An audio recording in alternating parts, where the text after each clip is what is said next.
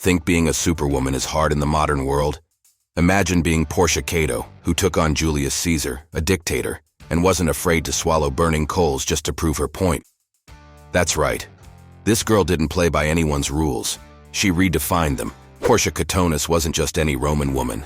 She was born into a family that practically wrote the book on Stoic philosophy. Her father, Cato the Younger, was one of the most hardcore Stoics to ever live, famously refusing to submit to Julius Caesar's reign, choosing death over dishonor. Porcia inherited more than just his name. She took on his principles, his stubbornness, and his unwavering commitment to virtue. But here's the thing.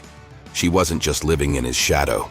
She took those Stoic values and made them her own, in ways that were downright revolutionary for a woman of her time. Picture this: ancient Rome, the ultimate boys' club. Women weren't even considered part of the political conversation. They were supposed to be silent, passive, obedient, but not Porcia. She didn't just break the mold, she shattered it. Married to Marcus Junius Brutus, one of the most infamous men in Roman history for assassinating Julius Caesar, Porcia demanded to be treated as an equal partner. When Brutus tried to keep the plot against Caesar a secret, she didn't pout, she didn't plead. Instead, she stabbed herself in the thigh to prove her strength and resolve. Let that sink in for a second. She wounded herself just to show that she was tough enough to be trusted with such a monumental secret.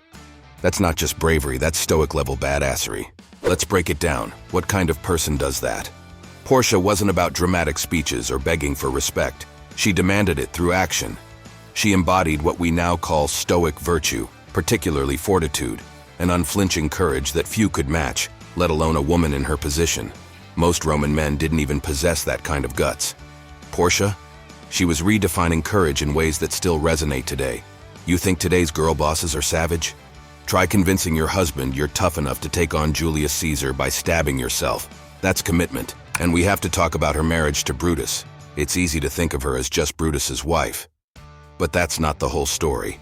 Their relationship wasn't just a political alliance. It was one built on mutual respect. Brutus didn't hide things from her because he thought she couldn't handle it. He hid it out of fear of the risks. But Porcia? She flipped that narrative. She wasn't the delicate flower who needed protecting. She wanted in on the action, and she made it clear that she could handle not only the physical pain, but the emotional and moral weight of their decisions. Now let's talk Stoicism for a second. What does it mean to be a Stoic? It's not just about standing still while chaos unfolds. It's about acting with reason, even in the face of overwhelming emotion. It's about taking control where you can, and accepting what you cannot change with dignity. Porcia lived this philosophy.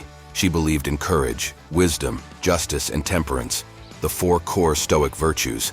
But more than that, she was the kind of woman who'd dare you to underestimate her, and she'd enjoy watching you squirm when you realized you were dead wrong. You think hot girl summer is a vibe? Try swallowing hot coals because you're not afraid of pain or death. That's right. According to some historical accounts, Porcia may have died by swallowing burning coals in an act of suicide after Brutus's defeat, and suicide following the Battle of Philippi. Why? Not because she was weak or scared, quite the opposite. In the face of unbearable loss and the destruction of everything she stood for, she chose her exit on her own terms. You can see this as tragic, sure, but it's also an extreme form of Stoicism. She didn't flinch from suffering. She faced it head-on, as she did all things. Some historians debate the method of her death. Others suggest she may have died of illness. Either way, what stands out is her defiance of societal norms. She lived life with an almost reckless disregard for convention. In a society that silenced women, she made herself heard in the most profound ways possible. Porcia wasn't just following in the footsteps of her famous father. She carved her own path, even when the stakes were at their highest. In a time when women weren't given a voice, Porcia's actions screamed louder than any words could. Her boldness, her fearlessness, that's the real Stoic energy. She embodied the philosophy so deeply that her story still echoes through the ages, a timeless reminder that strength isn't about physical power. It's about the courage to defy expectations and live by your principles, no matter the cost. And don't forget, Porcia lived during one of the most tumultuous periods of Roman history. She wasn't just a side character in someone else's story. She was right there, in the thick of it, influencing the events that shaped the future of the empire. Sure, history remembers the men, Cato, Brutus, Caesar. But Porcia was a force behind the scenes, embodying the Stoic values that these men preached, but few could actually live up to. And she did it all while society told her she didn't belong. So what's your excuse? If Porcia Cato can take on the Roman Empire and laugh in the face of danger, what's stopping you from owning your power today?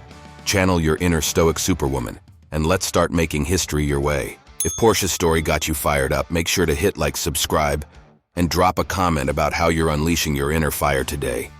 Let's keep the legacy of these untamed women alive. See you in the next one.